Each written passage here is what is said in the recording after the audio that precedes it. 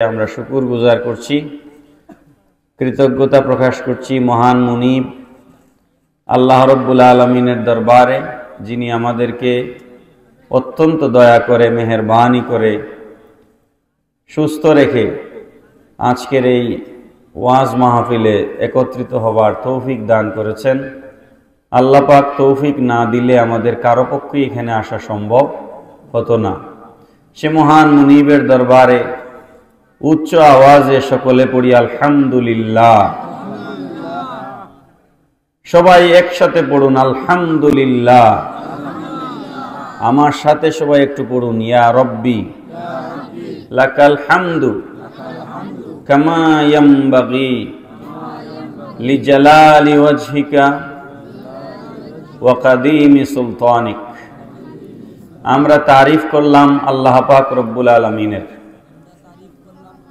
আমি এলাকার মুরব্বিয়ানে কেরামদেরকে বলবো যে এই মাহফিল আগামীকাল চাইলে আরেকবার করা সম্ভব না।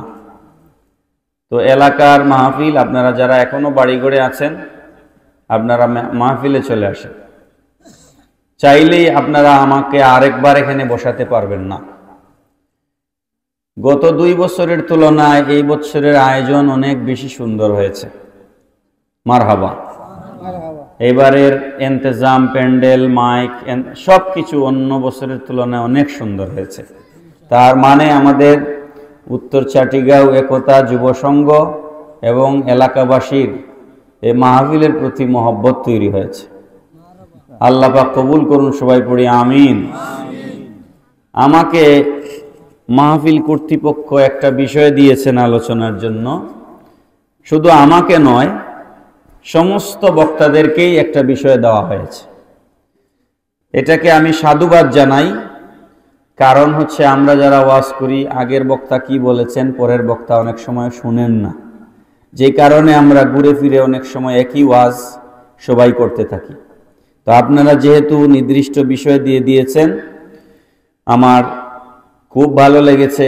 এর দ্বারা এক একজন আলেমদের কাছ থেকে এক একটা বিষয়ে সার গর্ব, জ্ঞান গর্ব আলোচনা শুনে আমরা উপকৃত হব। সবাই বলেন ইনশাআল্লাহ। আমি প্রায় সময় বলে থাকি, দিন শিক্ষা, এলেম অর্জন করা, একটা হচ্ছে ফরমাল, একটা ইনফরমাল।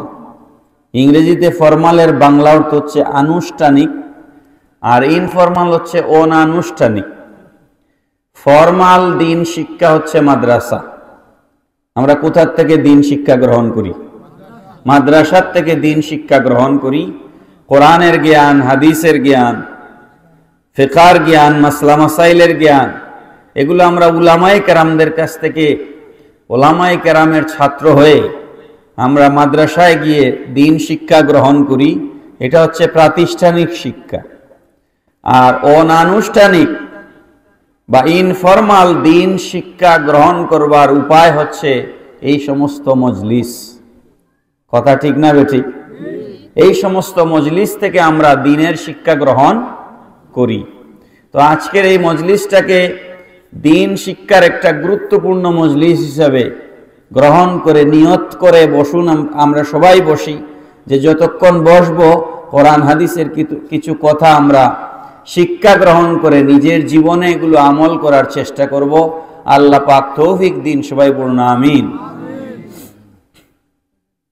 আমার যে আলোচনার বিষয়বস্তু, এই বিষয়বস্তু এটা কোরআনুল কারীমে এত গুরুত্ব দিয়ে আলোচনা হয়েছে। আল্লাহ পাক রব্বুল আলামিন তার হাবিব সাল্লাল্লাহু আলাইহি সাল্লামকে মেরাজ শরীফে নিয়েছেন, আপনারা জানেন। তো মেরাজে নিয়ে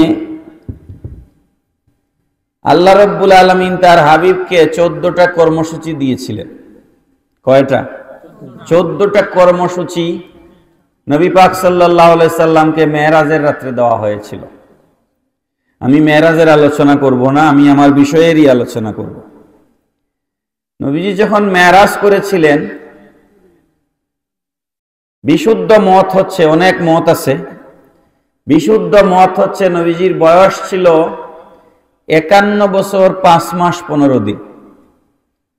অর্থাৎ 51 বছর বয়সে আল্লাহ রসুল সাল্লাল্লাহু আলাইহি ওয়াসাল্লাম মেরাজ শরীফে গিয়েছিলেন। নবীজি মেরাজ শরীফ থেকে ফিরে এসে ইমিডিয়েটলি মেরাজের পরপরই আল্লাহ রসুল মক্কাতুল মুকাররমা থেকে মদিনায়ে মুনাওয়ারায় হিজরত করেছিলেন। হিজরত করে মদিনাতুল মুনাওয়ারায় রসুল সাল্লাল্লাহু আলাইহি সাল্লাম একটা ওয়েলফেয়ার স্টেট, একটা কল্যাণময়ী রাষ্ট্র ব্যবস্থা কায়েম করেছিলেন। সেই রাষ্ট্রের ফাউন্ডেশন ছিল মদিনার সনদ। মদিনার সনদ লিখে নবী পাক সাল্লাল্লাহু আলাইহি সাল্লাম মদিনাতুল মুনাওয়ারায় প্রথম পৃথিবীর ইতিহাসে, মানব সভ্যতার ইতিহাসে, তখন পৃথিবীতে কোনো সভ্যতা ছিল না। অক্সফোর্ড সভ্যতা ছিল না, ক্যামব্রিজ ছিল না, হার্ভার্ড ছিল না, আল আজহার ইউনিভার্সিটি ছিল না, দারুল উলুম দেওবন্দ ছিল না, কিছুই ছিল না। যখন পৃথিবীতে কোনো সভ্যতাই ছিল না, তখন আল্লাহর হাবিব সাল্লাল্লাহু আলাইহি সাল্লাম 27টা দফা সম্বলিত মদিনার সনদ লিখে মদিনাতুল মুনাওয়ারায় ইহুদিরাও বসবাস করবে, খ্রিস্টানরাও বসবাস করবে, মুশরিকরাও বসবাস করবে, মুনাফিকরাও বসবাস করবে, ঈমানদার মুমিন মুসলমানরা বসবাস করবে, নারী পুরুষ বসবাস করবে, সকল ধর্মের মানুষরা কিভাবে একটা রাষ্ট্রের ভিতরে সকলের অধিকার ভোগ করবে, সেই সব কিছুকে কম্পাইল করে একত্রিত করে আল্লাহর রাসূল সাল্লাল্লাহু আলাইহি সাল্লাম মদিনার সনদ দিয়েছিলেন। আর সেটার ভিত্তিতে মদিনাতুল মুনাওয়ারায় পৃথিবীর ইতিহাসে প্রথম কল্যাণময়ী রাষ্ট্র ব্যবস্থা কায়েম করেছিলেন, যেটার নাম হচ্ছে ওয়েলফেয়ার স্টেট মদিনাতুল মুনাওয়ারায়। বড় করে বলুন সুবহানাল্লাহ।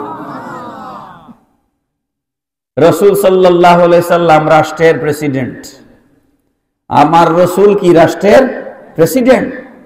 নবী পাক সাল্লাল্লাহু আলাইহি সাল্লামকে আল্লাহ পাক মেরাজ শরীফে নিয়ে গিয়ে হাতে কলমে 14টা কর্মসূচি দিলেন যে ইয়া রাসূলুল্লাহ সাল্লাল্লাহু আলাইহি সাল্লাম, এই কর্মসূচিগুলো আপনি নিয়ে যান। আপনি যে মদিনার রাষ্ট্র ব্যবস্থা কায়েম করবেন, সেই রাষ্ট্রের মূল নীতি হবে এই 14টা। এই 14টা মূল নীতির ভিত্তিতে যদি পৃথিবীতে কোনো মানুষ রাষ্ট্র ব্যবস্থা পরিচালনা করে, সেই রাষ্ট্রে কেউ খাবে কেউ খাবে না, এরকম হতে পারে না। সেই 14টা কর্মসূচির প্রথম কর্মসূচি সূরা বনী ইসরাইল, এক ধারাবাহিকভাবে 14টা কর্মসূচি এসেছে। সেই 14 কর্মসূচির দ্বিতীয় কর্মসূচি হচ্ছে আজকের আমার আলোচ্য বিষয়। 14টা আজকে আলোচনা করবার সুযোগ নাই, তো প্রথমটা বলে দ্বিতীয়টাতে চলে যাই। প্রথম কর্মসূচি হচ্ছে আল্লাহ পাক বলেছেন ওয়াকাদা রব্বুকা আল্লা তা'বুদু ইল্লা ইয়্যা। আল্লাহ পাক রব্বুল আলামিন বলছেন, তোমাদের প্রভু রব্বুল আলামিন এই নির্দেশনা দিচ্ছেন, এই ওসিয়ত করছেন, এই হুকুম জারি করছেন, আল্লাহ তা'বুদু ইল্লা ইয়্যাহু, আল্লাহ ছাড়া আর কারো তোমরা ইবাদত করবে না। তাহলে ইবাদত কার জন্য? বলেন, সেজদা কার জন্য? নামাজ, রোজা, হজ, যাকাত, দান খয়রাত। কিন্তু এখানে ঝামেলা আছে। আমরা দান করি, পোস্টারে নাম না দিলে আমরা দান করি না, ছবিতে আমাদেরকে না উঠাইলে আমরা দান করি না, দাতা না বললে আমরা দান করি না। তাহলে এই দানটা আল্লাহর জন্য হইল কিভাবে? এটা আল্লাহর জন্য নয়, এটা দুনিয়ার জন্য, নেম এন্ড ফেমের জন্য, খ্যাতির জন্য, যশের জন্য, নিজের পরিচিতির জন্য, নিজে বাহবা পাওয়ার জন্য। কথা বলেন ঠিক না বেঠিক? আপনি যদি আল্লাহর জন্যই দান করেন, আল্লাহর জন্য দানের উপায় আছে। এর মধ্যে একটা উপায় হচ্ছে ডান হাত দান করবে, বাম হাত টের পাবে না। সুবহানাল্লাহ বলবেন না? ডান হাতে দান করবেন, বাম হাত টের পাবে না, বুঝবে না। হ্যাঁ, প্রকাশ্যেও দান করা জায়েজ আছে। মসজিদ বানাচ্ছেন, মাদ্রাসা বানাচ্ছেন, মাহফিল করছেন, একজন দিলে শুনে যদি আরেকজন উৎসাহিত হয়, অমুক 10,000 টাকা দিয়েছেন মারহাবা, এটা বললে যদি আরেকজন উৎসাহিত হয়, তাহলে প্রকাশ্যে দেওয়া জায়েজ আছে। আছে না নাই? কিন্তু উত্তম হচ্ছে গোপনে দেওয়া। উত্তম কি? গোপনে দেওয়া। তাহলে মেরাজের 14টা কর্মসূচির প্রথম কর্মসূচিটা কি? ইবাদত হবে কার? বলেন, ইবাদত হবে কার? আল্লাহ। আল্লাহ পাক রব্বুল আলামিন তার নিজের ইবাদতের কথা বলার সাথে সাথে আল্লাহ রব্বুল আলামিন তার বান্দাদের জন্য দ্বিতীয় কর্মসূচি ঘোষণা করেছেন। আল্লাহ পাক রব্বুল আলামিন বলছেন, ওয়াবিল ওয়ালিদাইনি ইহসানা। বড় করে বলেন সুবহানাল্লাহ। আল্লাহ রব্বুল আলামিন বলেন, বান্দা তুমি যখন আমার ইবাদত করছো, নামাজি হয়ে গেছো, রোজাদার হয়ে গিয়েছো, দিনের হুকুম আহকাম মানছো, আমি আল্লাহর গোলামিতে তুমি যখন আত্মনিয়োগ করেছো, তোমার দ্বিতীয় কর্মসূচি হচ্ছে ওয়াবিল ওয়ালিদাইনি ইহসানা। তোমার দ্বিতীয় কাজ হচ্ছে মা বাবার সাথে সদাচরণ করবে। কার সাথে? মা বাবার সাথে সদাচরণ করবে। পৃথিবীটা খুব ভালো করে লক্ষ্য করবে। দুনিয়াটা ইংরেজিতে বলে গিভ অ্যান্ড টেক। দুনিয়াটা হচ্ছে, দুনিয়াতে আমাদের যে সম্পর্ক, এটা হচ্ছে দেওয়া নেওয়ার সম্পর্ক। লক্ষ্য করিয়েন কথাটা, দেওয়া নেওয়ার সম্পর্ক। দেওয়া নেওয়াটা কিভাবে একটু বুঝেন তো। আমি আজকে এখানে আসছি, 1.5 ঘন্টা বক্তব্য দিব, পোস্টারে আমার লেখা আছে 1.5 ঘন্টা আমার টাইম। আমার পরে আনোয়ারি সাহেব আরো 1.5 ঘন্টা, মুশাহিদ আহমদ কামালি সাহেব আরো 1.5 ঘন্টা, লেখা আছে পোস্টারে। চমৎকার আপনাদের ব্যবস্থাপনা, আমার ভালো লেগেছে। এই যে আমি 1.5 ঘন্টা এখানে বক্তব্য দিব, মাইকে চিল্লাবো, তারপর সিলেট থেকে আমি এসেছি, আমার গাড়ির পেট্রোলের খরচ আছে, এই জন্য আপনারা আমারে 2-4 হাজার টাকা হাদিয়া দিবেন, বা আরো যারা বক্তা আসবে সবাইকেই দিবেন, ঠিক না বেঠিক? আমি যদি না আসতাম, আমার জন্য কি সিলেটে হাদিয়া পাঠানো হইতো? তার মানে আমি আসছি, সময় দিচ্ছি, গাড়ির পেট্রোল জ্বালাচ্ছি, হ্যাঁ, এই জন্য না দিচ্ছেন আপনি, আমি কিছু দিচ্ছি বলে আপনি আমাকে কিছু দিচ্ছেন। এটাকে বলা হয় দেওয়া নেওয়া, গিভ অ্যান্ড টেক। পৃথিবীতে কেউ কাউকে এমনি এমনি কিছু দিয়ে দেয় না। হ্যাঁ, গরিব দুঃখী এতিম অসহায়কে দান করা, এটা তো আলাদা জিনিস, এটার কথা কোরআন হাদিসে আছে, আছে না নাই? আছে, আপনি দিবেন, কিন্তু এমনি এমনি কেউ কাউকে কিছু দেয় না। আল্লাহ পাক মা বাবার প্রতি দয়া করবার কথা বলেছেন। কে বলেছেন? আল্লাহ বলেছেন, মা বাবার প্রতি তোমরা ওয়াবিল ওয়ালিদাইনি ইহসানা, মা বাবার প্রতি দয়া করো। কেন? আমি মার প্রতি দয়া করব কেন, বাবার প্রতি দয়া করব কেন? বাবা আমার জন্য কি করেছেন, মা আমার জন্য কি করেছেন, এগুলার একটু হিসাব নিকাশ মিলানোর দরকার আছে না নাই? অনেক ছেলে আছে বিয়ে করবার পর আর মা বাবার সাথে নাই, আছে না নাই? নাকি এরকম উত্তর সাটিগাঁও বা আমাদের কামারশাহ ইউনিয়নে এরকম একজন মানুষও নাই, আছে না নাই? যে বিয়ে করেছে এরপরে আলাদা, আর বাবারেও দেখে না, মাকেও দেখে না, এরকম ছেলে আমাদের সমাজে আছে না নাই? তাহলে ওই ছেলে বুঝে নাই তার বাবা তার জন্য কি করেছেন, তার মা তার জন্য কি করেছেন। এটা যদি সে বুঝতো, তাহলে সে এই কাজ করতো না। কি আমার কথা কি বোঝা যায়? আপনি আসলে দেখুন কি জন্য আপনি আপনার মায়ের জন্য, মায়ের প্রতি আপনি দয়া করবেন, কি জন্য আপনি আপনার বাবার প্রতি দয়া করবেন। আল্লাহ পাক এই হুকুম আমাদেরকে কেন দিলেন? আমি একটা ছোট্ট একটা ঘটনা আপনাদেরকে বলি। আমি একটা বইয়ের মধ্যে পড়েছি, আপনাদের যাদের ছোট বাচ্চা আছে, ছোট বাচ্চা যেমন ধরেন, আচ্ছা আগে এই কথাটা বুঝেন, আমি আমার মাকে দেখছি, আমার আম্মা প্রায় 1.5 বছর 2 বছরের মতো বিছানায় পড়েছিলেন, উনি উঠতে পারতেন না বিছানা থেকে। তো তখন উনাকে পেশাব করানো, পায়খানা করানো, গোসল করানো, এগুলা ঘরের বউয়েরা বা আমরা যারা পারি আমরা এগুলা করেছি। এগুলা হচ্ছে আল্লাহর পক্ষ থেকে দায়িত্ব, এগুলা করা সন্তানের উপর ফরজ। আমি একটু পরে জিনিসগুলা পরিষ্কার করব আপনাদের সামনে। এমনও অনেক সন্তান আছে না যে 2-4 দিন 2-4 মাস মা বাবা যদি একটু অসুস্থ থাকেন, বিছানায় পড়ে যান, তাইলে সন্তানরা বিরক্ত হয়ে যায়, আছে না নাই? ঘরের বউ বিরক্ত হয়ে যান, আছেন না নাই? আছে। এখন কথা হলো, আপনাকে আপনার মা 9.5 মাস 9 মাস 9.5 মাস পেটে রাখছে, ঠিক নেই? এই যে 9 মাস 9.5 মাস 10 মাস আপনি মায়ের পেটে ছিলেন, সেই মায়ের পেটে থাকা অবস্থায় আপনি মাকে একটুও কষ্ট দেন নাই, নাকি দিছেন? বলেন। আমরা যখন মায়ের পেটে ছিলাম তো মায়ের খুব আরাম হয়েছে না কষ্ট হয়েছে? আমি যখন 9 মাস 10 মাস পেটে ছিলাম, এর ভিতরে মাকে 3-4 বার 5 বার হসপিটাল নিতে হয়েছে, ডাক্তার দেখাইতে হয়েছে, টেস্ট করতে হয়েছে, কত কিছু করা লাগছে। তারপরে অনেক সময় মা কাজ করতেছে, আমি পেটের ভিতরে এমন একটা লাথি দিয়েছি, পৃথিবী মায়ের উলট পালট হয়ে গেছে। এরকম ঘটে নাই?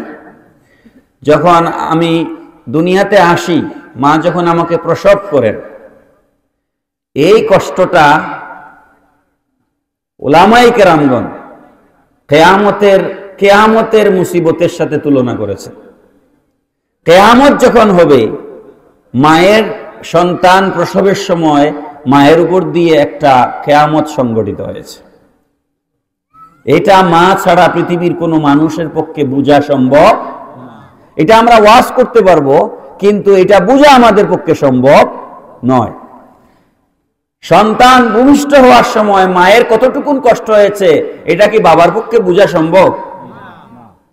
এটা শুধুমাত্র ওই মা বুঝবেন যিনি সন্তান ভূমিষ্ঠ করেছেন। সন্তান ভূমিষ্ঠ যখন হয়ে গেছে, যে কষ্টটা মা করেছে, এই কষ্টের পরে আমার কোনো শক্তি ছিল শরীরে? আমার যখন জন্ম হয়েছে আমি ছিলাম অসহায়, আমি হাত নাড়াইছি, পা নাড়াইছি, ঠোঁট নাড়াইছি। খিদা লাগছে আম্মা, খিদা লাগছে, এটা বলার শক্তি আমার শরীরে ছিল না। বলেন, ছিল? খিদা লাগছে এই কথা বলার শক্তি আমাদের ছিল না। খাবার দাওয়া এটা বলার শক্তি আমাদের ছিল না। কিন্তু মা রান্না করে, মা পুকুর ঘাটে, মা টিউবওয়েলে বাচ্চাকে বিছানায় শুয়ে গেছেন, বাচ্চা একটা বে করে চে করে একটা কান্না, একটা আওয়াজ দিয়েছে, সব কাজ ফেলে দিয়া মা সন্তানকে কুলে নিয়ে বুকের দুধ মুখে দিয়েছে। পড়েন সুবহানাল্লাহ। কেন আপনি চিৎকার করলেন? একটা বে করে চিৎকার করলেন, মা দৌড়ে চলে আসলেন। কারণ কি? মায়ের অন্তরের সাথে আপনার কান্নার আল্লাহ পাক এমন একটা সম্পর্ক জুড়ে দিয়েছেন, এমন একটা কানেকশন তৈরি করে দিয়েছেন, আপনার কান্না মায়ের সহ্য হয় না, আপনার কান্না মা বরদাস্ত করতে পারে না। 2 বছর পর্যন্ত কোরআনের বিধান অনুযায়ী, খুব ভালো করে লক্ষ্য করবেন, কোরআনের বিধান অনুযায়ী সন্তানকে 2 বছর পর্যন্ত মা দুধ পান করাবেন, বুকের দুধ। আর হানাফি মাযহাব মতে কেউ চাইলে 2.5 বছর পর্যন্ত সন্তানকে দুধ পান করাতে পারবেন। কতদিন? 2.5 বছর পর্যন্ত চাইলে পারবেন, কিন্তু 2 বছর হচ্ছে আদর্শ। 2 বছর মা তার সন্তানকে বুকের দুধ পান করাইছে। এই 2 বছর পর্যন্ত বাচ্চা যদি অন্য কোনো খাবার নাও খায়, বাচ্চার জন্য মায়ের দুধকে আল্লাহ পাক যথেষ্ট করে দিয়েছে। আওয়াজ করে বলেন সুবহানাল্লাহ। শিশু বাচ্চা একসাথে যদি তার মুখের মধ্যে আপনি বেশি করে পানি ঢেলে দেন, তার গলা আটকায়া বাচ্চা শ্বাস রুদ্ধ হয়ে, নিঃশ্বাস বন্ধ হয়ে বাচ্চা মারা যেতে পারে, ঠিক কিনা? এই জন্য আল্লাহ পাক রব্বুল আলামিন কেমন দয়া করেছেন, আল্লাহ মায়ের বুকের দুধকে একসাথে বের করে দেন নাই, আল্লাহ পাক ছোট্ট ছোট্ট ছিদ্র করে দিয়া, ছাকনি দিয়া মায়ের দুধকে বের করেছে। বড় করে বলেন না সুবহানাল্লাহ।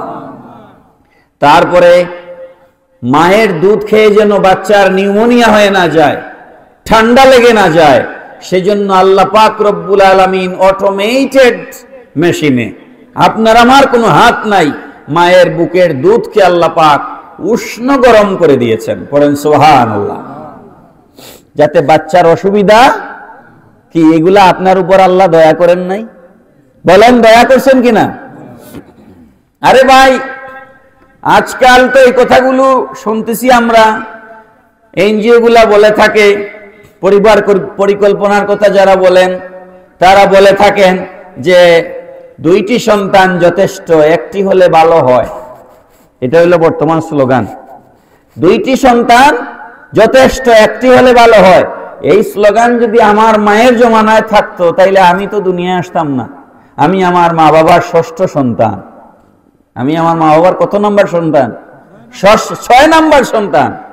তো যদি 2টি সন্তান যথেষ্ট, একটি হলে ভালো হয়, এই স্লোগান যদি আমার মা বাবা মানতেন তাহলে আমি এমদাদুল হক প্রফেসরও হতাম না, বয়ানও করতাম না। কথা ঠিক না বেটি? প্যার হাজিরিন, রিজিকের চিন্তা করে, কয় খাউন কেমনে, আছে না নাই? মানুষ বেশি বাচ্চা হইলে রিজিকের চিন্তা করে, আছে না নাই? আল্লাহ পাক রব্বুল আলামিন বলেন, ওয়ালা তাকতুলু আওলাদাকুম খাশিয়াতা ইমলাক। আল্লাহু আকবার বলেন। হে দুনিয়ার মানুষেরা, ভরণ পোষণ করতে পারবে না, খাওয়াতে পারবে না, এই ভয়ে তোমরা তোমাদের সন্তানদেরকে হত্যা করিও না। প্রশ্ন হলো, সন্তান আবার হত্যা কেমনে করে? পেটে থাকতেই মেরে ফেলে, আছে না নাই? নাহনু নারযুকুহুম ওয়া ইয়্যাকুম। আল্লাহ পাক বলছেন, ও আমার বান্দা, যেই সন্তান পৃথিবীতে আসবে তুমি তার রিজিকের জন্য পেরেশান হচ্ছ। সে দুনিয়ায় আসলে কিভাবে তুমি তাকে লালন পালন করবে, খাওয়াবে, ভরণ পোষণ করবে, অথচ বান্দারে তোমাকে দুনিয়ায় আমি আল্লাহ তো রিজিক দেই। সুবহানাল্লাহ বলেন। নাহনু নারযুকুহুম ওয়া ইয়্যাকুম। আমি যে আল্লাহ তোমাকে রিজিক দেই, সেই আল্লাহ আমি তোমার সন্তানকেও রিজিক দিব। বলেন, রিজিকের মালিক কে? আল্লাহ। বিশ্বাস হয়? দেখেন তো থিওরিটা বুঝেন কিনা। আমরা তো আগামীকাল কি খাবো সেটার জন্য আজকে কাজ করতেছি, চাকরি করতেছি, ব্যবসা করতেছি, ঠেলা চালাইতেছি, বিদেশ যাইতেছি, তাই তো? আগামীকাল কি খাবো সেই খাবার জোগাড় করার জন্য আমরা আজকে কাজ করছি, আগামীকাল খাওয়ার জন্য, নাকি?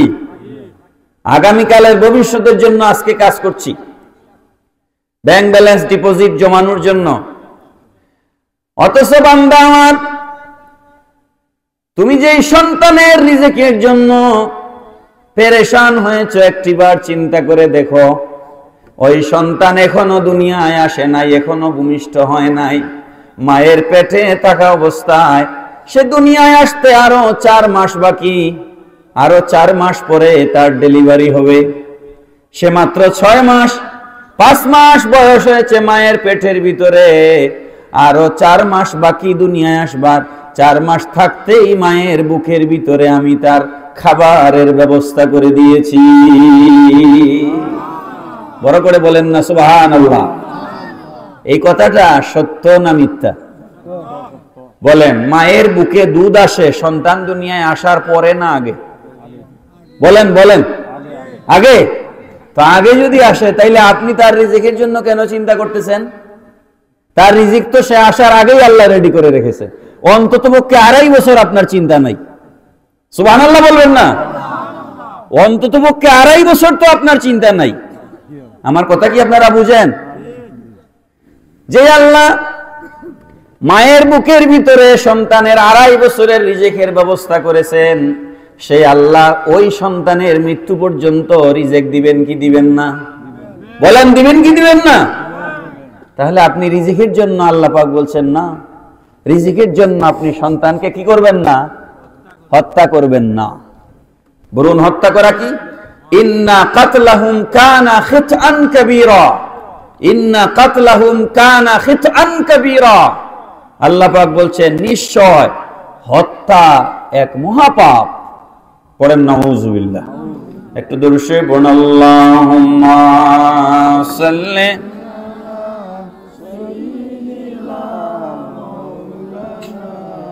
মোহাব্বতে পড়ুন, ওয়া আলা আলি সাইয়্যিদিনা। আর মোহাব্বতে আল্লাহুম্মা সাল্লি আলা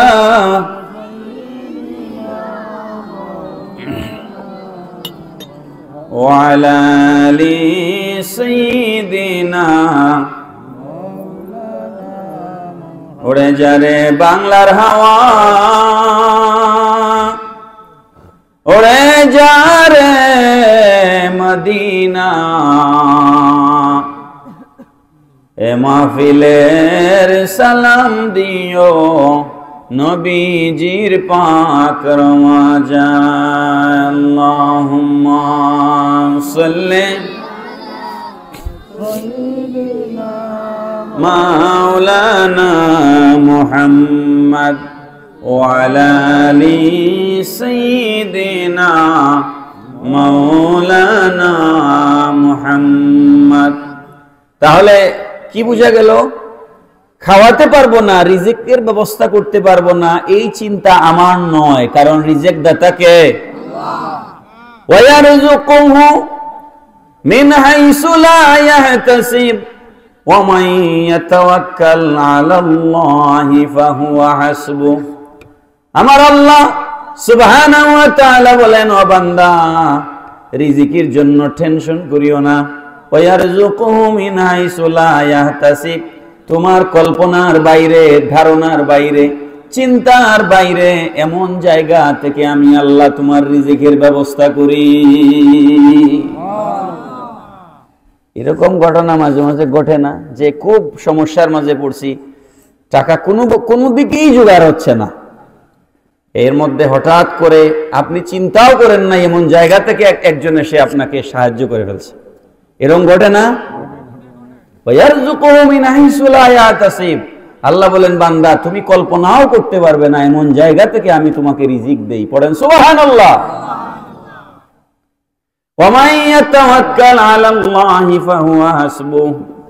রিজিক দাতা হিসেবে আমার বান্দা যারা আমি আল্লাহর উপরে তাওয়াক্কুল করে, নির্ভর করে, আমি আল্লাহ রিজিক দিব, এই ঈমান, এই আকীদা, এই বিশ্বাস যারা দৃঢ়ভাবে অন্তরে লালন করে, তাদের রিজিকের জন্য আমি আল্লাহ যথেষ্ট।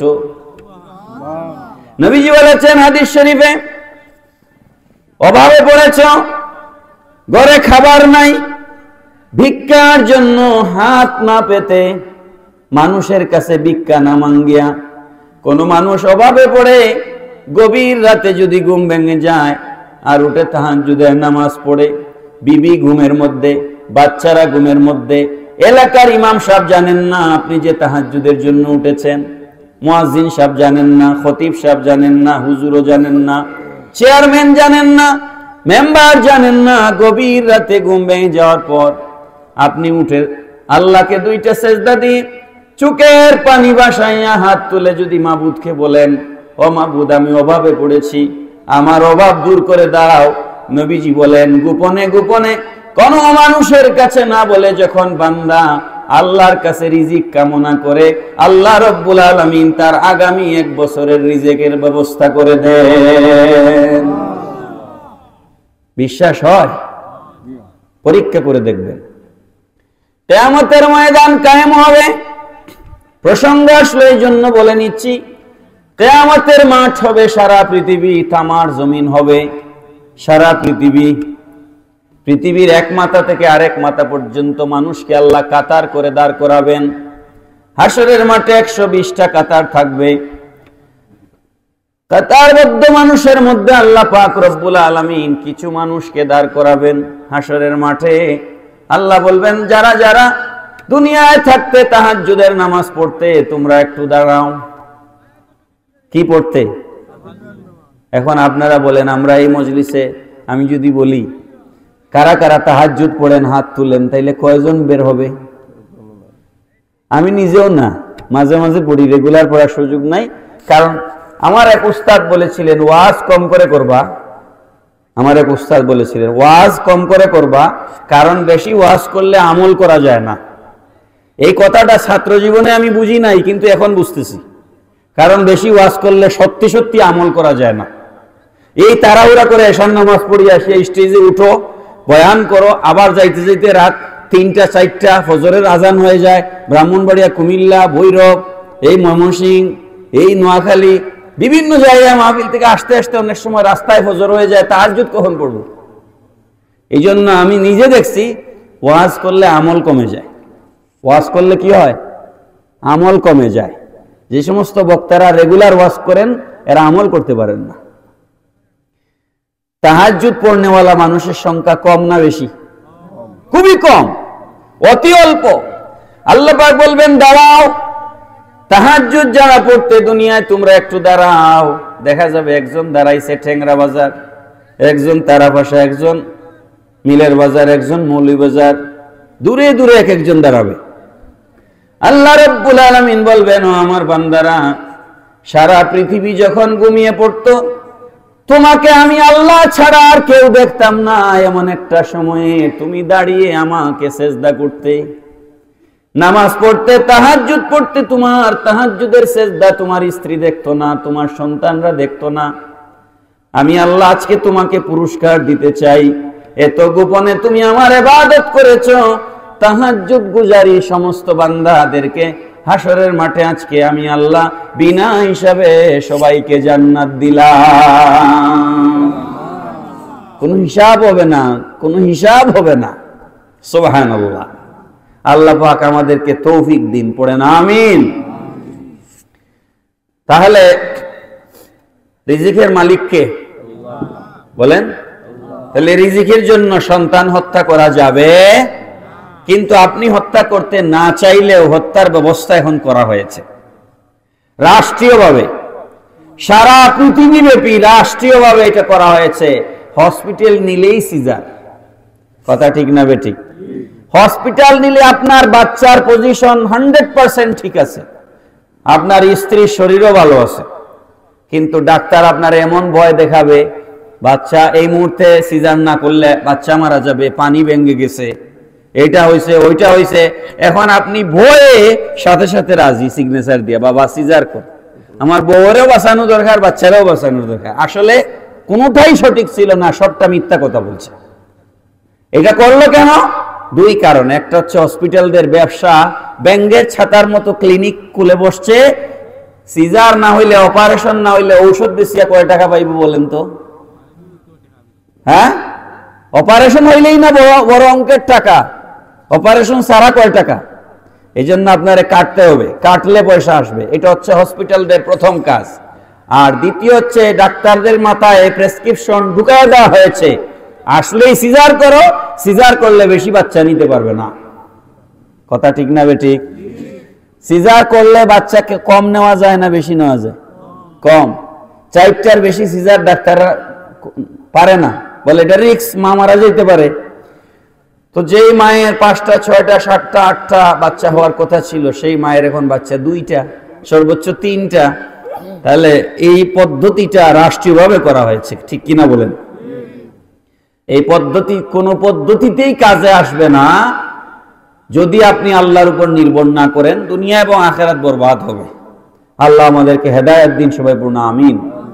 তো সন্তান আসলো পৃথিবীতে, 2.5 বছর 2 বছর 2.5 বছর মায়ের বুকের দুধ খাইলো। হ্যাঁ, মায়ের বুকের দুধ খাইলো। তারপরে আপনাদের যাদের ঘরে বাচ্চা আছে, বাচ্চা ছোট থেকে বড় করতেছেন, আমার নিজের 3টা বাচ্চা আছে। ছোট বাচ্চা এখন 2.5 বছর বয়স। তো এখন এই যে বাচ্চা, এই বাচ্চার পেশাব পায়খানা কে পরিষ্কার করে? কতদিন পর্যন্ত? কমপক্ষে 5 বছর। কমপক্ষে কত বছর? এই যুবক ছেলেরা খেয়াল করো, তোমার মা 5 বছর পর্যন্ত তোমার পেশাব পায়খানা পরিষ্কার করেছে। তুমি পেশাব করতে বিছানা নষ্ট করে দিতে, তুমি পায়খানা করতে বিছানা নষ্ট করে দিতে, মা নাক ছিটকায় নাই, দুর্গন্ধ বলে তোমাকে ফেলে দেয় নাই, তোমাকে পেশাবের মধ্যে পায়খানার মধ্যে ফেলে রেখে মা অন্য কাজে চলে যায় নাই। আগে তোমাকে পরিষ্কার করছে, তারপর অন্য কাজ করছে। কথা ঠিক না বেটি?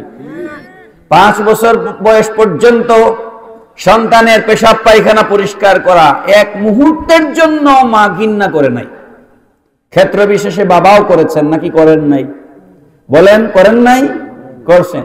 তো যেই বাবা যেই মা 5 বছর বয়স পর্যন্ত তোমার গুমুত পেশাব পায়খানা পরিষ্কার করলেন, সেই মা 2 মাস বিছানায় পড়লেই তুমি বিছানার পাশ দিয়ে আসো না মায়ের, তাহলে তুমি কি মায়ের আদর্শ সন্তান? কথা বলেন, মায়ের আদর্শ সন্তান? তাহলে কেন মায়ের প্রতি আপনাকে দয়া দেখাতে হবে? কেন বাবার প্রতি আপনাকে দয়া দেখাতে হবে? কারণ আপনার বাবা, আপনার মা আপনার প্রতি শিশু অবস্থায় দয়া দেখিয়েছে। কথা ঠিক কিনা বলেন? এই কথাটা আল্লাহ পাক রব্বুল আলামিন বলছেন, ওয়াখফিদ লাহুমা জানাহাজ যুল্লি মিনার রাহমাহ। শরীরে কি বাবা সারা জীবন শক্তি থাকবে? বলেন না, থাকবে?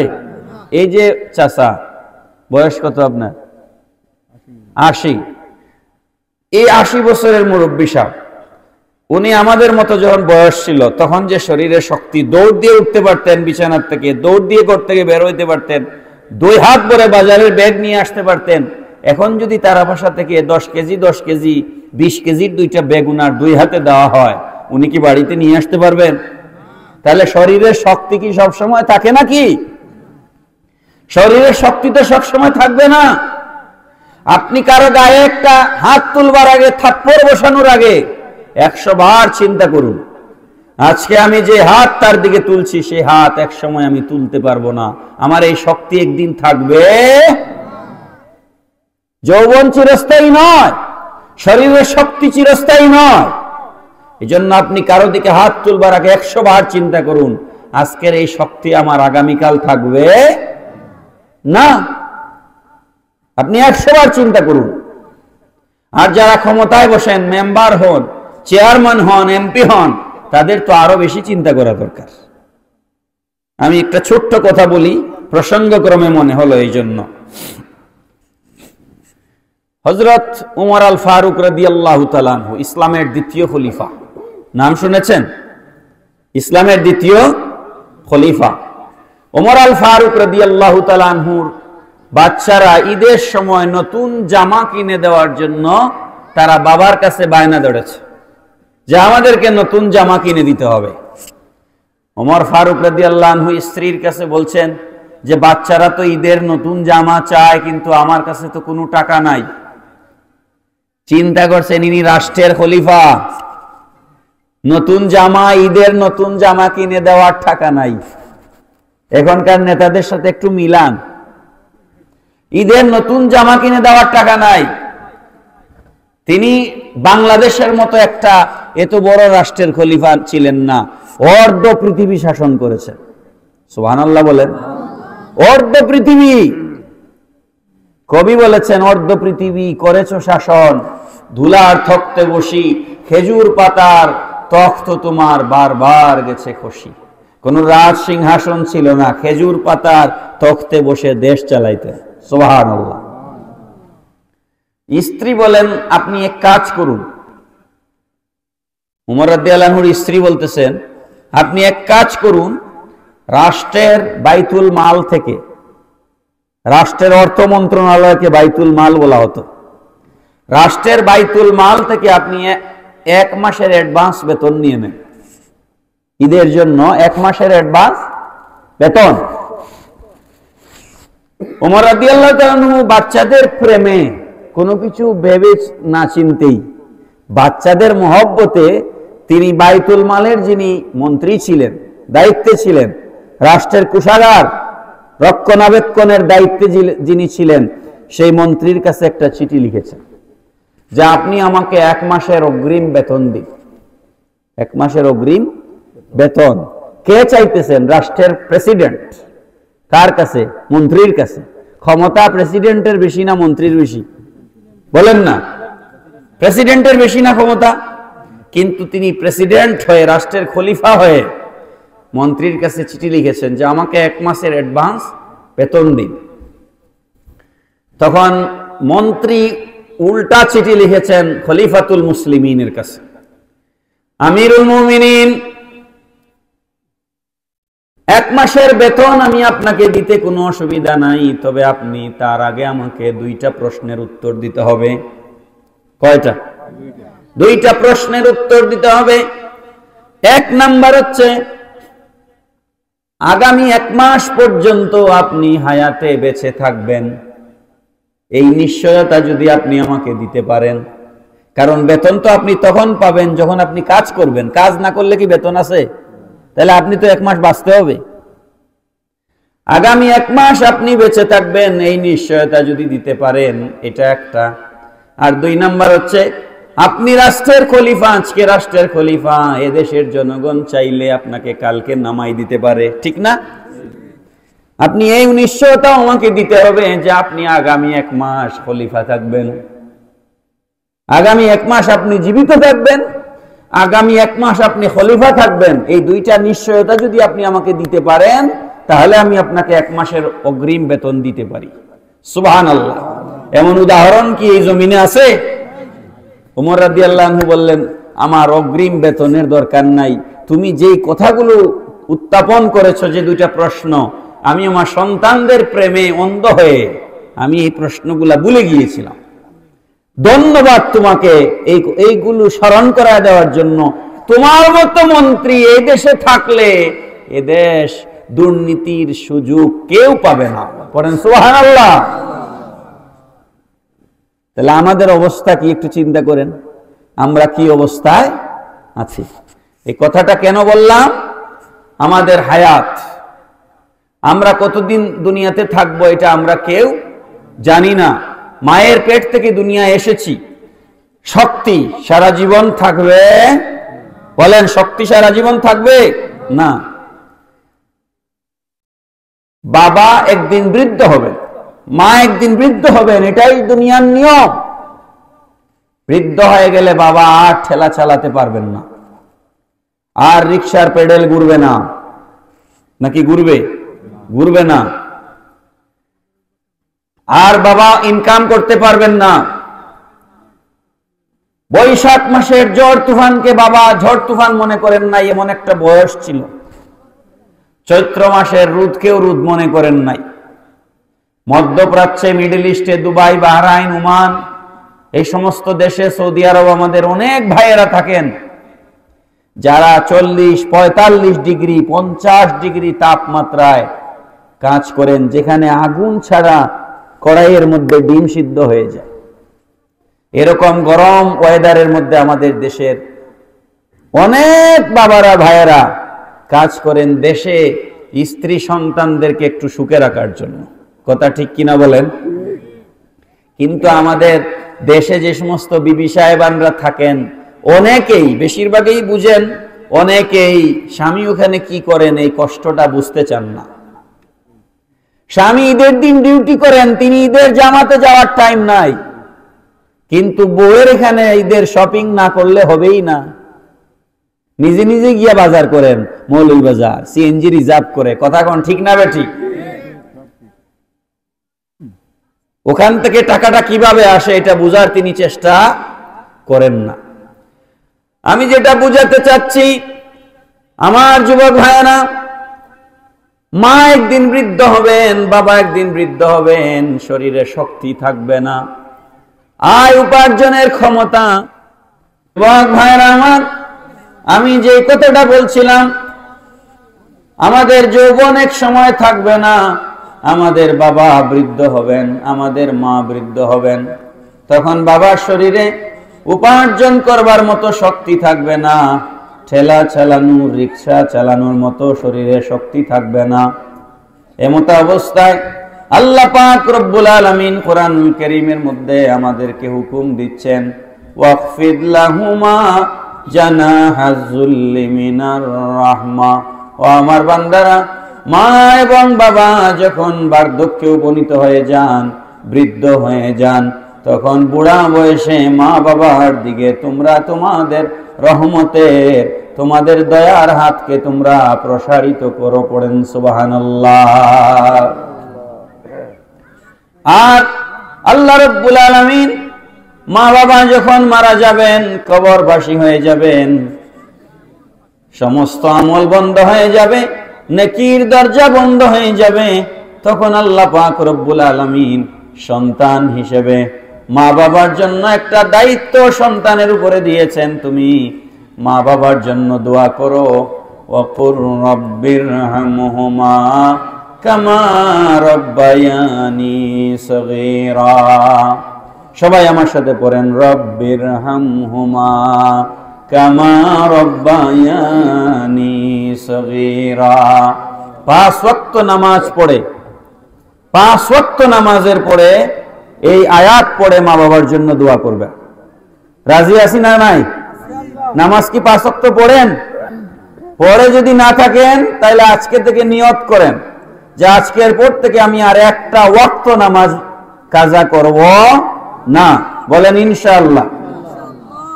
5 ওয়াক্ত নামাজ পড়ে মুনিবের দরবারে ফরিয়াদ করুন, রব্বিরহামহুমা কামা রব্বায়ানি সগীরা। আয় আল্লাহ, এমন ভাবে কবরের মধ্যে আমার বাবার উপর, আমার মায়ের উপর তুমি রহম করো, দয়া করো, যেমনি ভাবে শিশু অবস্থায় আমার মা এবং বাবা আমার উপর দয়া করেছিলেন। শিশু অবস্থায় আমার মা এবং আমার বাবা আমার উপর দয়া করেছিলেন। এই ওয়াজটাই তো এতক্ষণ ধরে করলাম। কথা কি বোঝা গেছে? আমি একটা বইয়ের মধ্যে পড়েছিলাম, শুরুতে বলছিলাম যে আপনাদেরকে বলবো, যাদের বাচ্চা আছে, ধরেন 4-5 বছর বয়সী, কথা বলা শিখে গেছে, এরকম বাচ্চাকে যদি আপনি তার আঙ্গুলটা ধরে ধরে, বা আপনার আঙ্গুলটা বাচ্চা ধরে রাস্তা দিয়ে হাঁটতেছেন, কত শত প্রশ্ন যে আপনারে করবে, আব্বা এটা কিতা, তে বাবা এটা কিতা, তে বাবা এটা কিতা, না করে কি করে না বলেন? কারণ ছোট বাচ্চা তো, সে যাই দেখে ওটাই সে জানতে চায়। তার মধ্যে কিউরিসিটি, ইংরেজিতে বলা হয় কিউরিসিটি, জানবার আগ্রহ। কারণ সে এখনো বই পুস্তক পড়ে নাই। এটা আম সে চিনে না, এটা কাঁঠাল সে চিনে না, এটা জাম গাছ সে চিনে না, এটা পাখি এটা সে চিনে না, এটা সিএনজি, এটা প্রাইভেট কার, এটা মাইক্রো, এটা সে এখনো চিনে না। এই জন্য যা দেখে প্রশ্ন করে, বাবা এটা কি, মা এটা কি, করে কি করে না বলেন? প্রশ্ন করে কি করে না? প্রশ্ন করে। বলেন তো, বুঝে শুনে বলিয়েন। আগায়া বসেন, সামনের গ্যাপ পূরণ করেন, ওই পিছনের আপনারা ঠিক আছে আসেন। একবার উঠে যাওয়াতে একটু এলোমেলো হয়েছে, ইনশাআল্লাহ ঠিক হয়ে যাবে। হ্যাঁ ঠিক আছে। বলেন তো, যারা এখানে বাবা আছেন, যাদের সন্তান আছে, বলেন তো, যত প্রশ্ন আপনার বাচ্চা আপনারে করছে, কোনদিন কি আপনি বিরক্ত হয়েছেন যে এত প্রশ্ন কেন করো, এরকম বলছেন? কিন্তু বাবা এক কথা 2-3 বললেই আমরা রাগ হয়ে যাই। বয়স হয়ে গেছে 70-80 বছর, সব কথা মনে থাকে না, ঠিক নেই? বাবার বয়স 70-80 বছর হয়ে গেছে, সব কথা মনে থাকে না, তখন এক কথা 2 বললেই আমরা চেতে যাই। কি আমার কথা কি আমি অবাস্তব কিছু বলতেছি? তো একজন লেখক তার বইয়ের মধ্যে লিখেছেন যে বাবা বারান্দার মধ্যে বুড়া বয়সে চেয়ারে বসে আছেন, সকালবেলা 1 কাপ চা খাচ্ছে। ছেলে রেডি হইছে অফিসে যাওয়ার জন্য। ছেলে বড় হইয়া চাকরিজীবী ছেলে কোট টাই পরছেন, অফিসে যাবেন। এখন অফিসে যাওয়ার সময় বাবা ডাক দিচ্ছেন, বাবা একটু এদিকে আসো। উঠানে গাছের মধ্যে একটা কাউয়া বসা আছে, কাক। তো বাবা ছেলেকে জিজ্ঞেস করেন আঙ্গুল দিয়ে দেখাইয়া, এটা কি? তো ছেলে বলে কাক, কাউয়া। বাবা আবার জিজ্ঞেস করেন এটা কি? তো বলে কাক। তো বাবা আবার জিজ্ঞেস করেন ছেলেকে এটা কি? এবার ছেলে রাগ হয়ে বলে, আমার অফিস আছে তুমি জানো না? আমার অফিস আছে, আমি অফিসে যাব, তুমি আমার সাথে ঢং করতেছো কেন? কয়বার বললাম এটা কাউয়া, আবার বলা লাগে? মাথা গরম হয়ে গেছে ছেলে, কিন্তু বাবার মাথা গরম হয়ে নাই। বাবা বলেন, অফিসে তো যাবা বাবা, 2 মিনিট, 1 মিনিট দাঁড়াও।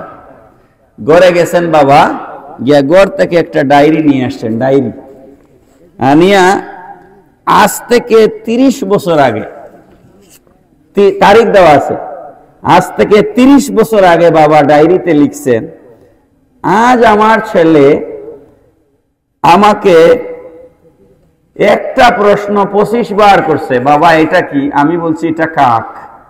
আবার প্রশ্ন করছে, এটা কি? আমি বলছি এটা কাক। 25 বার আমারে প্রশ্ন করার পরও আমি বিরক্ত হই নাই, বরং আমার ভালো লাগছিল যে আমার সন্তান আমার সাথে কথা বলতেছে। সুবহানাল্লাহ বলবেন না? আর বাবা আজকে তুমি 3 বার বলাতেই এরকম মেজাজ গরম করে ফেললা। এইটা হচ্ছে সমাজের বাস্তব নমুনা। কথা ঠিক না বেঠিক? সন্তান, বিশ্বাস করুন, বিশেষ করে মায়েদের কথা আমি বলছি, বাবাদের আর মায়েদের মাঝে কিছু পার্থক্য আছে। এজন্য হাদিস শরীফে মায়ের কথা 3 বার আর বাবার কথা 1 বার আসছে। এই ওয়াজ আপনারা আলেমদের কাছ থেকে সারা জীবন বহু শুনেছেন। কি শুনেন নাই ওয়াজটা আপনারা? এক সাহাবী এসে নবীজিকে জিজ্ঞেস করেছেন, আমার উপরে সব থেকে হক বেশি কার? নবীজি বলেন, উম্মুকা, তোমার মায়ের। সাহাবী বলেন, সুম্মা আইয়ুন? নবীজি বলেন, কালা সুম্মা উম্মুকা, এরপরে তোমার মায়ের। সাহাবী বলেন, কালা সুম্মা আইয়ুন, এরপরে কার? নবীজি বলেন, কালা সুম্মা উম্মুকা, তোমার মায়ের। সাহাবী বলেন, কালা সুম্মা আইয়ুন, এরপরে কার? চতুর্থবার নবীজি বলেন, সুম্মা আবুকা। পড়েন সুবহানাল্লাহ। এর ব্যাখ্যায়, এই ওয়াজ একদিন আমি করছি, তো আমার আব্বা আম্মাকে বলতেছে, তাইলে তো আমার থেকে তোমার মর্যাদা 3 গুণ বেশি। আব্বা বলতেছে আম্মাকে, আমার থেকে তো তোমার মর্যাদা 3 গুণ বেশি। পরে আমি আব্বারে বললাম, এই বিষয়টা বুঝবার বিষয় আছে, খেয়াল করিয়েন আপনারা। 3 বার আল্লাহর নবী মায়ের কথা বলেছেন আর 1 বার বাবার কথা বলেছেন। তার কারণ কি? তার কারণ হচ্ছে মা এমন কঠিন 3টা কষ্ট করেছেন, যেই 3টা কষ্ট বাবাকে করতে হয় নাই।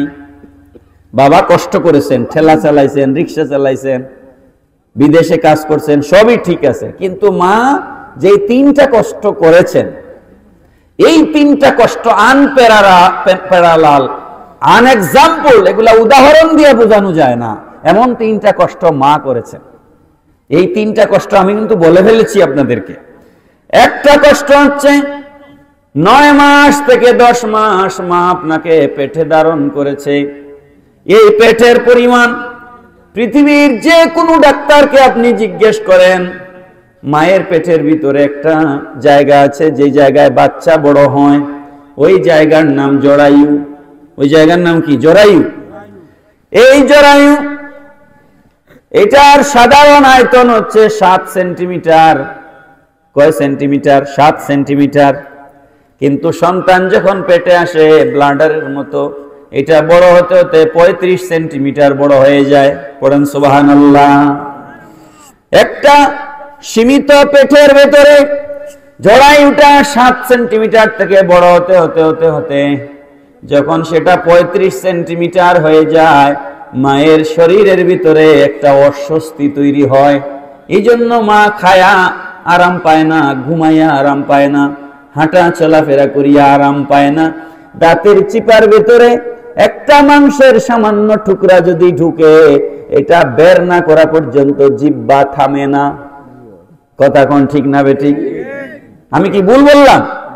যতক্ষণ বের না করছেন শান্তি আছেন? এই যে পান চিবাইতেছেন, এক টুকরা যদি 2টা দাঁতের মাঝখানে ঢুকে, খিলাল না পাওয়া পর্যন্ত আর শান্তি নাই। দেখবেন গল্প করিয়া মজা পাচ্ছেন না। কথাটা ঠিক নি বাবা? তো আপনার একটা দাঁতের চিপায় সামান্য এক টুকরা গোস্ত ঢুকলে আপনি মেনে নিতে পারেন না, অথচ জীবন্ত আস্থা একটা মানুষকে 9 মাস মা পেটে ধারণ করেছে। মায়ের অসুবিধা হয়েছে কিনা? এটা হচ্ছে মায়ের প্রথম কষ্ট। এটা মায়ের প্রথম কষ্ট। মায়ের দ্বিতীয় কষ্ট হচ্ছে প্রসবের সময়। আমি বলেছি কিয়ামতের কষ্ট, ঠিক নি? সন্তান যখন দুনিয়ায় ভূমিষ্ঠ হয়েছে, এটা মায়ের দ্বিতীয় কষ্ট।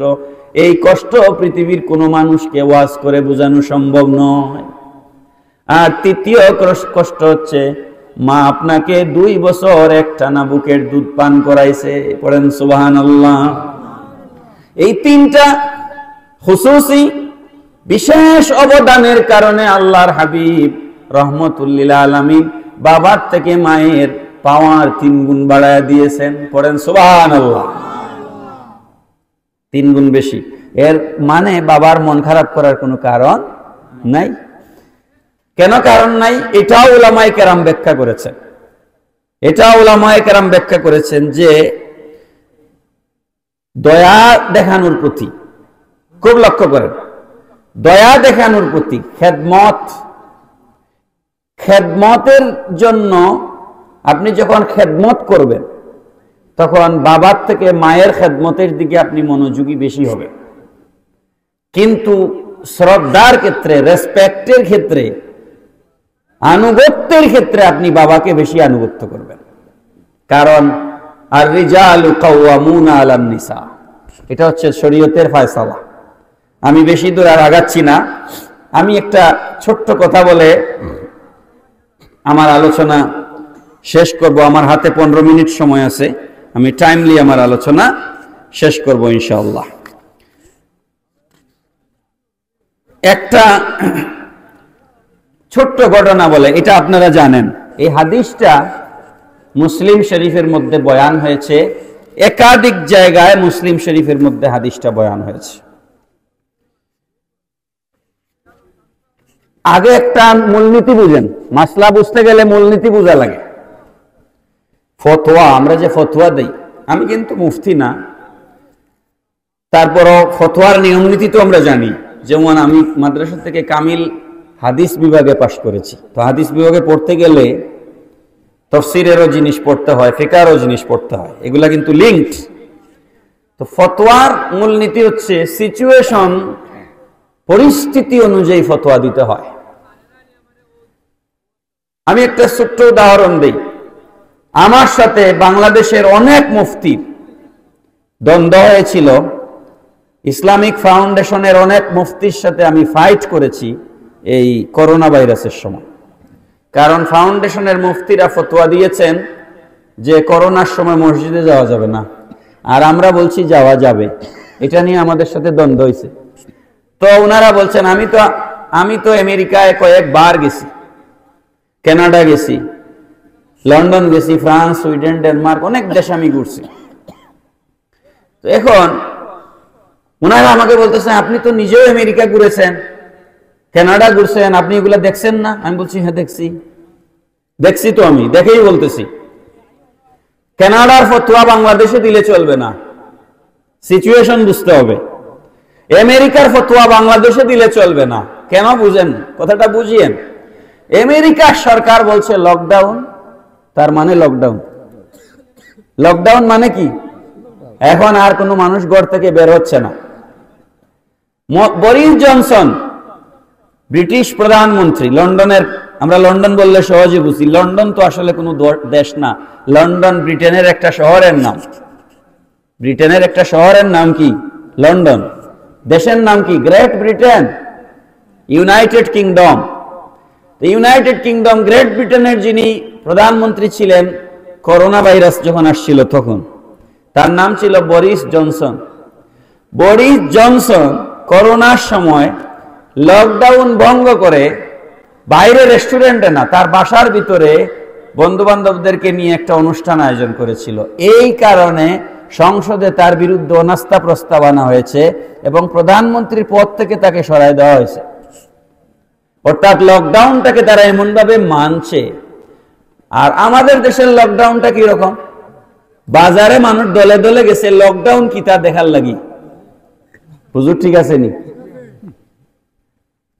তো আপনার আমেরিকায় লকডাউন বললে কোনো মানুষ ঘর থেকে বের হচ্ছে না, আর আপনার দেশে লকডাউন বললে বাজারে মানুষকে ভিড় করতেছে।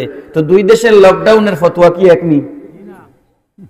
যেখানে হাজার হাজার মানুষ বাজারে, সেখানে মসজিদে যাইও না, এই কথাটা কি আমি বলতে পারি? আপনি বাজার নিয়ন্ত্রণ আগে করেন, তারপরে আমরা বলবো যে মসজিদে যাইয়েন না। আপনি তো বাজার নিয়ন্ত্রণ করতে পারেন নাই, দেশের সরকার মানুষকে লকডাউনে রাখতে পারে নাই, বাজার নিয়ন্ত্রণ করতে পারে নাই।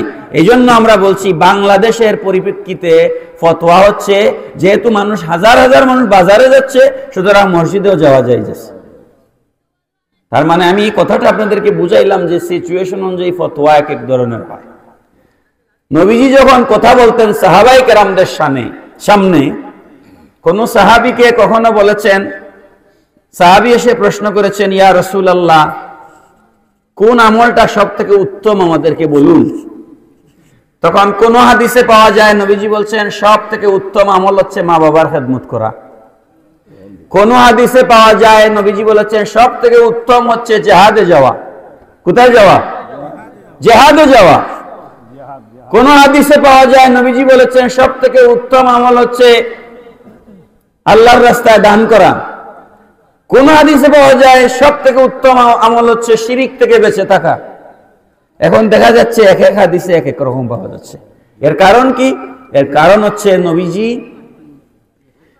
হচ্ছে নবীজি সাহাবায়ে কেরামের অবস্থা জানতেন। যেই সাহাবীর মধ্যে দেখেছেন অন্য সব আমল আছে তার মধ্যে, কিন্তু সে জিহাদকে ডরায়। আছে না এরকম মুসলমান? আছে না? অন্য সব আমল আছে তার মধ্যে, কিন্তু তার মধ্যে জিহাদের ভয়। আল্লাহর নবী তাকে বলছেন তোমার জন্য উত্তম আমল হচ্ছে জিহাদ করা। কোন সাহাবীর মধ্যে দেখছেন সব আমল আছে, কিন্তু তার মধ্যে মা বাবার খেদমতের ঘাটতি আছে। নবীজি বলছেন তোমার জন্য উত্তম আমল হচ্ছে মা বাবার সেবা করা। এইভাবে সাহাবায়ে কেরামের অবস্থা বুঝিয়া আল্লাহর নবী বয়ান করতেন। অবস্থা বুঝে বয়ান করা লাগে। তো এখন হযরতে ওয়াইস কুরুনি রাহমাতুল্লাহ আলাইহি, আপনারা ওনার নাম শুনছেন, ওয়াইস কুরুনি নাম শুনছেন নি? নাম শুনছেন না? ওনার একটা ছোট্ট করে ঘটনা, আমার হাতে আর 7-8 মিনিট আছে বলে আমি শেষ করব। আপনারা টাইমলি বক্তা নিয়ে আসবেন আনোয়ার সাহেবকে, আমি শেষ করে দিব। যেহেতু টাইম মেনটেন করতেছেন, টাইম মেনটেন করলেই ভালো। তো ইয়েমেনের একটা জায়গার নাম হচ্ছে করন। কোথায়? ইয়েমেন। ওই ওয়াইস কুরুনি নবীর যুগের একজন মানুষ। খুব ভালো করে লক্ষ্য করবেন, কার যুগের?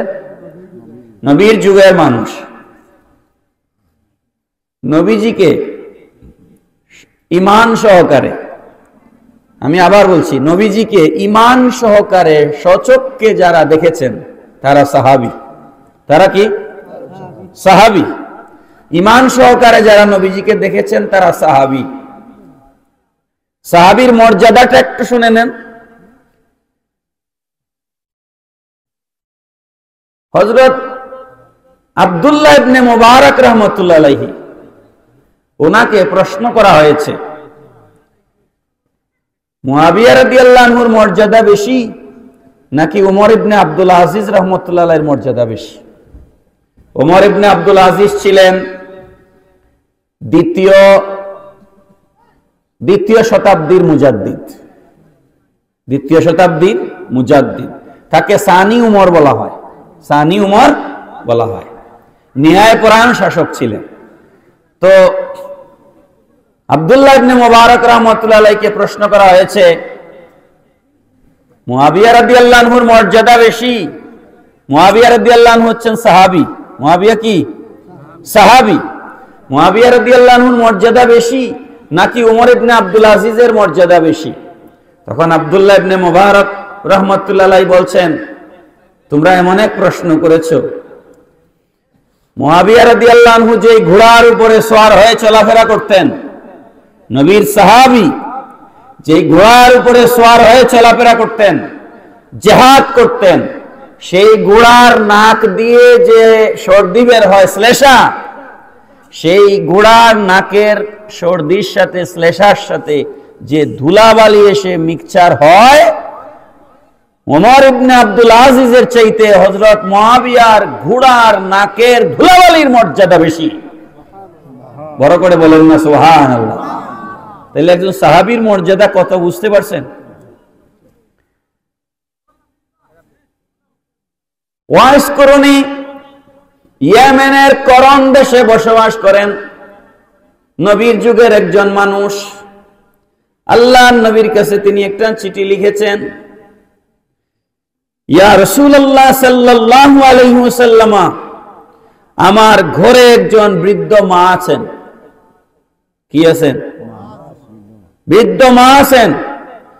এই মাকে ঘরে রেখে আমি বাইরে গেলে এক মুহূর্তের জন্য আমার মাকে দেখার মতো আমার বাড়িতে কেউ নাই। এইদিকে আমার মন চায় আমি আপনার সাথে সাক্ষাৎ করি, সাহাবী, নবীর যুগের একজন মানুষ নবীকে না দেখে মন মানবে? বলেন, নবীর যুগের একজন মানুষ, তার মনে কত আকুতি, তিনি আল্লাহর রসুলকে দেখবেন। চিঠি লিখলেন, ইয়া রাসূলুল্লাহ, এই অবস্থায় আমি কি করব? আমার মাকে রেখে আমি আপনার সাথে দেখা করার জন্য আসতে পারছি না, আবার আপনার কাছে না আসলেও আমার মন মানছে না। এমত অবস্থায় আপনার পক্ষ থেকে একটা সিদ্ধান্ত প্রয়োজন, আমি কি করব? আল্লাহর হাবিব রাহমাতুল লিল আলামিন একটা পাল্টা চিঠি লিখে ওয়াইস করুণীর কাছে পাঠায় দিলেন। ওয়াইস করুণী, মায়ের খেদমত ছেড়ে তুমি আমার সাক্ষাতে আসবার প্রয়োজন নাই। এখন আপনারা বুঝে শুনে উত্তর দিয়েন। নবীজি নিষেধ করে দিয়েছেন, নবী নিষেধ করে দিয়েছেন, এটা তার জন্য মানা ফরজ হয়ে গেছে না? এখন আর তিনি নবীর নিষেধ অমান্য করে নবীর সাথে দেখা করতে আসেন নাই, দেখা করতে আসেন নাই। নবীজি হযরত ওমর আল ফারুক রাদিয়াল্লাহু তাআলা আনহুকে বললেন, আরে ওমর, একটা ভবিষ্যৎবাণী করে যাচ্ছি। ইয়েমেনের একজন মানুষ, তার চেহারার আকৃতি এরকম, তার শরীরের কাঠামো এরকম, তোমার সাথে তার সাক্ষাৎ হবে, তার সাথে যদি তোমার দেখা হয়ে যায়, তুমি তার কাছে দোয়া চেয়ে নিও। পড়েন সুবহানাল্লাহ। তার নাম ওয়াইস করুণী। ওমর আল ফারুক রাদিয়াল্লাহু তাআলা আনহু ইয়েমেন থেকে কোনো ব্যবসার কাফেলা আসলে, খবর পাইলে পাগল হয়ে ছুটে যাইতেন, গিয়ে জিজ্ঞেস করতেন, আপনাদের কাফেলায় ওয়াইস করুণী নামে কেউ আছে নাকি? ব্যর্থ হয়ে ফিরে আসতেন। বহুবার চেষ্টা করার পর একটা কাফেলার মধ্যে একজন ব্যক্তির সাক্ষাৎ পেলেন, নাম হচ্ছে ওয়াইস করুণী। আর নবীজি যেইভাবে চেহারার বয়ান দিয়ে গেছেন, শরীরের গঠনের বয়ান দিয়ে গেছেন, ওই রকম কাঠামো। হযরত ওমর বললেন, ভাই ওয়াইস করুণী, আমাদের জন্য এবং নবীর উম্মতের জন্য আপনি একটু দোয়া করুন। সুবহানাল্লাহ বলেন। হযরত ওয়াইস করুণী বলেন, আপনি হচ্ছেন নবীর সাহাবী, খলিফাতুল মুসলিমিন, আমিরুল মুমিনিন, আপনি দ্বিতীয় খলিফা, আপনার বিশাল মর্যাদা, ঠিক কিনা বলেন? মর্যাদা, মর্যাদা। আফদালুন নাস বা'দাল আম্বিয়া আবু বকরিন সুম্মা উমর সুম্মা উসমান সুম্মা আলীউন। পড়েন সুবহানাল্লাহ। নবীর পরে শ্রেষ্ঠ হচ্ছেন আবু বকর সিদ্দিক, তারপরে উমর। কত মর্যাদা! আপনি এত মর্যাদাবান সাহাবী, তারপর আমার মতো না খানদান অগণ্যকে আপনি দোয়া করার কথা কেন বলছেন? ওমর বলেন, ওয়াইস করুণী রে ভাই, শোনো ভাই, মায়ের এমন খেদমত আঞ্জাম তুমি দিয়েছো, আল্লাহর নবী তোমার উপরে এত সন্তুষ্ট হয়েছেন, এত রাজি হয়েছেন। নবীজি বলেছেন, আল্লাহ তোমার উপরে রাজি হয়ে গিয়েছেন, তুমি যদি দোয়া করো আল্লাহ দোয়া কবুল করবে। এই বিশাল মর্যাদা তিনি মায়ের খেদমত করে পেয়েছেন। কি করে পেয়েছেন বলেন? কি করে পেয়েছেন বলেন? মায়ের খেদমত করে এই মর্যাদা হযরত ওয়াইস করুণী পেয়েছেন। আল্লাহর নবী তাকে একটা হাদিয়াও দিয়ে গিয়েছিলেন, ওয়াইস করুণীর জন্য একটা জুব্বা মুবারক রেখে গিয়েছিলেন। ওমর, ওয়াইস করুণীর সাথে সাক্ষাৎ হলে আমার পক্ষ থেকে, সে আমার সাথে মায়ের খেদমত ছেড়ে আমার সাথে সাক্ষাৎ করতে আসে নাই, সুতরাং তুমি আমার পক্ষ থেকে এই হাদিয়াটা তাকে উপহার দিও। পড়েন সুবহানাল্লাহ। কিন্তু একটা ভুল ওয়াজ সমাজে প্রচলিত আছে, সেটা হচ্ছে ওয়াইস করুণী সব দাঁত ভেঙে ফেলে দিয়েছিলেন উহুদের ময়দানে, নবীর দান মোবারক শহীদ হয়েছে শোনার পরে। এই ওয়াজটা সঠিক নয়। এই ওয়াজটা কি নয়? সঠিক নয়। এটা কিচ্ছা কাহিনী, এটা কোনো হাদিসের কিতাবে নাই, এটা কিচ্ছা কাহিনী, মনে থাকবে তো? তো শেষ কথা, আমার এরকম বহু হাদিস আছে, আমার সামনে নোটও আছে। জেহাদে যাওয়ার জন্য প্রস্তুতি নিয়েছেন সাহাবী, আল্লাহর নবী বলেছেন, তোমার জেহাদে যাওয়ার দরকার নাই, তুমি বাড়িতে যাও, তোমার মায়ের সেবা করো, তোমার বাবার সেবা করো, এটা হচ্ছে তোমার জন্য জেহাদ। বড় করে বলেন সুবহানাল্লাহ। একটা ছোট্ট উদাহরণ দিলে বিষয়টা বুঝবেন। ধরেন আপনি আর আপনার স্ত্রী, আর কেউ সাথে নাই, আপনারা দুইজন কোথাও যাচ্ছেন, এখন আশপাশে কোনো বাড়িঘর নাই, কিছু নাই, একটা জঙ্গল বা একটা একটু ডেঞ্জারাস এলাকা, মনে হচ্ছে এই এলাকায় চোর ডাকাত থাকতে পারে, বিপদ হইতে পারে, এরকম একটা এলাকা। হ্যাঁ, এই সময় নমাজের টাইম হয়েছে, জমাতের টাইম হয়েছে। তা আপনি বললেন, বউ তুমি বউ, আমি মসজিদ থেকে জমাত ফড়িয়াই আরো 1 কিলোমিটার দূরে। এই সময়ে মসজিদে জামাতে যাওয়া জরুরি না আপনার বউয়ের সাথে থাকা জরুরি? বউয়ের সাথে থাকা জরুরি। এই যে হুজুর ফতোয়া দিয়ে দিচ্ছেন, এই সময় জামাত জরুরি না, কারণ আপনি যাবেন জামাতে, আপনার বউ যদি চিন্তাই হয়ে যায়, আপনার বউয়ের উপরে যদি কোনো বিপদ আসে, আসতে পারে না? বলেন আসতে পারে কিনা? এই জন্য তো একা মহিলাদেরকে সফর করতে নিষেধ করা হয়েছে, হজ করতেও নিষেধ করা হয়েছে। মাসলা তো বুঝতে হবে। তা আপনি যখন আপনার স্ত্রীকে নিয়ে সফরে বের হয়েছেন, এরকম সিচুয়েশন, আপনি স্ত্রীকে একা রেখে আপনি যদি জামাত পড়তে যান, আসিয়া যদি বউ খুয়াই ফেলেন, তাইলে হবে নি না। এই জন্য আপনার ওই সময় জামাতের চেয়ে বউয়ের সাথে থাকা জরুরি। আপনি যদি মনে করেন জামাতের সওয়াব বেশি, বউ গেলে যাও, এটার নাম ইসলাম নয়। ইসলাম বুঝতে হবে। এই জন্য ঘরে বৃদ্ধ মা আছে, বাবা আছে, তেল মালিশ করে দেওয়ার লোক নাই, সেবা যত্নের মানুষ নাই, খেদমত করার লোক নাই। আপনারা আমারে ভুল বুঝবেন না। দিনের প্রচার করা, তবলিগ করা, মানুষের কাছে দিনের দাওয়াত দেওয়া, ওয়াজ করা, নসিহত করা, এগুলা অনেক সওয়াবের কাজ।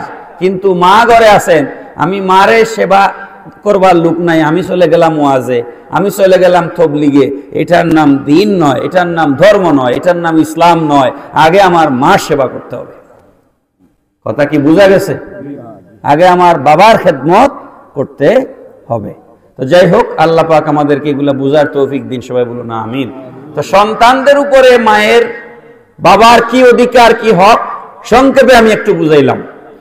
মা বাবা দুনিয়ায় থাকা অবস্থায় তাদেরকে তলাবু কসবিল হালালে ফরিদাতুন বাদাল ফরিদা, নামাজ যেভাবে ফরজ, রোজা যেভাবে ফরজ, ঠিক একইভাবে নামাজের মতো, রোজার মতো, হজের মতো, যাকাতের মতো মা বাবার জন্য, স্ত্রীর জন্য, সন্তানের জন্য হালাল উপার্জন করে আনিয়া খাওয়ানো নামাজ রোজার মতোই ফরজ।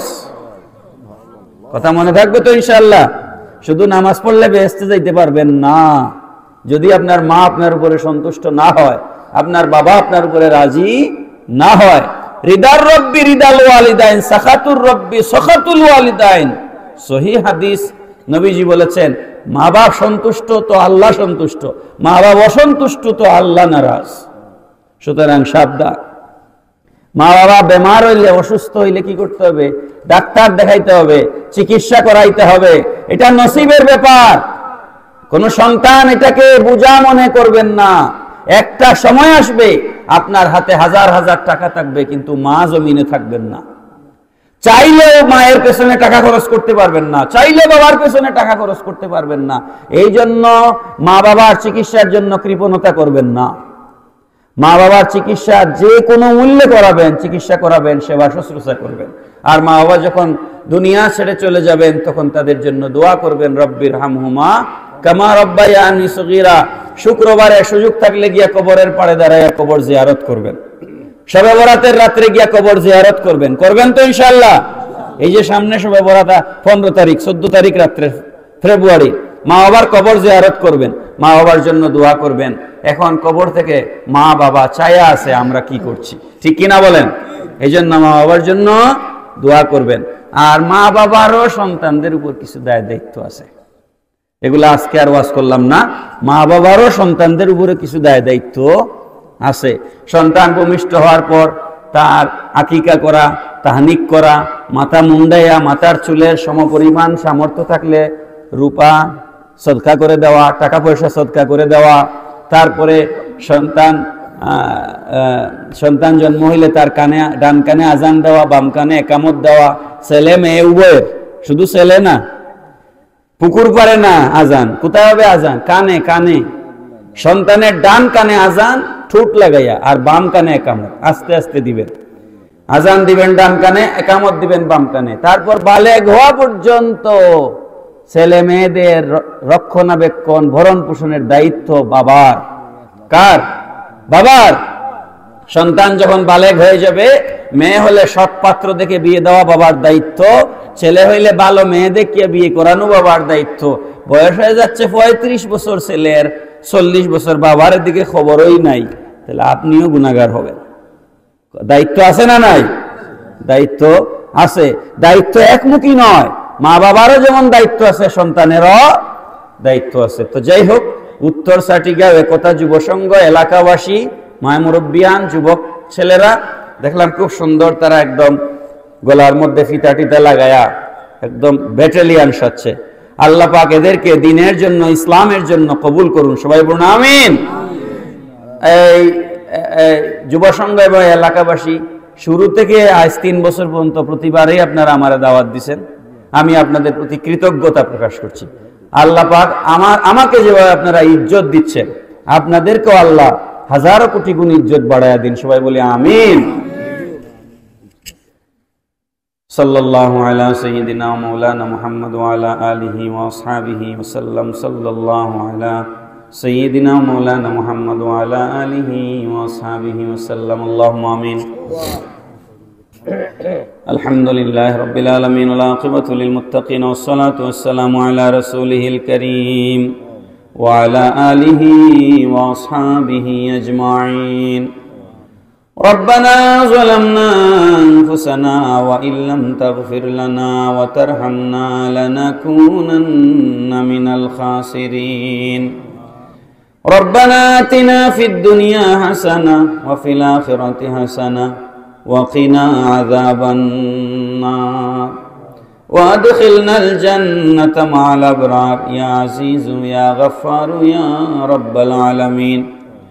أي الله تعالى উত্তর চাটিগাঁও একতা যুব সংঘ এলাকাবাসীর উদ্যোগে আয়োজিত ৩য় বার্ষিক ওয়াজ ও দোয়ার মাহফিলকে তুমি কবুল করে নাও। আজকের মাহফিল আয়োজন করতে যারা যেভাবে পরিশ্রম করেছেন, টাকা পয়সা দিয়েছেন, শ্রম দিয়েছেন, প্যান্ডেল মাইক পোস্টারের ব্যবস্থা করেছেন, উলামায়ে কেরামের হাদিয়া খাবার দাবারের ব্যবস্থা করেছেন, আল্লাহ পাক রব্বুল আলামিন সকলের জন্য এই সব কিছু নাজাতের উসিলা বানিয়ে দাও। মাবুদ রব্বুল আলামিন, এতক্ষণ ধরে মা বাবার হকের উপরে আলোচনা করলাম। আমি জানি না এই মজলিসে আমার মতো মা হারা হয়ে, এতিম হয়ে কে হাত তুলেছে। আল্লাহ, যার মা নাই, যার বাবা নাই, আজকের মাহফিলের সমস্ত হাদিয়া মা বাবার কবরে পৌঁছায়া দাও। মায়ের খানদানের, বাবার খানদানের সমস্ত মুর্দেগানদের কবরে পৌঁছায়া দাও। রব্বুল আলামিন, যাদের মা বাবা জিন্দা আছেন নেক হায়াত দিয়ে দাও, যাদের মা বাবা অসুস্থ মেহেরবানি করে শেফা করে দাও। এই মজলিসে যারা বিমারি হয়ে হাত তুলেছেন, আল্লাহ পাক সকলের বিমারকে শেফা করে দাও। রব্বুল আলামিন, এই উত্তর চাটিগাঁও একতা যুব সংঘের যুবক ভাইদেরকে আল্লাহ তুমি কবুল আর মঞ্জুর করে নাও। এদের অন্তরে তোমার মহব্বত, তোমার হাবিবের মহব্বত পয়দা করে দাও। রব্বুল আলামিন, আজকের মাহফিলের উসিলায় এলাকায় রহমতের বারিশ বর্ষণ ফরমাও। খেত কৃষিতে বরকত লাগায় দাও, চাকরি নকরি ব্যবসা বাণিজ্যে বরকত দাও, সকলের কামাই রুজিতে বেশুমার বরকত দিয়ে দাও। ربنا تقبل منا إنك أنت السميع العليم وتب علينا إنك أنت التواب الرحيم وصلى الله تعالى على خير خلقه محمد وعلى آله وأصحابه أجمعين بحق لا إله إلا الله محمد رسول الله صلى الله عليه وسلم.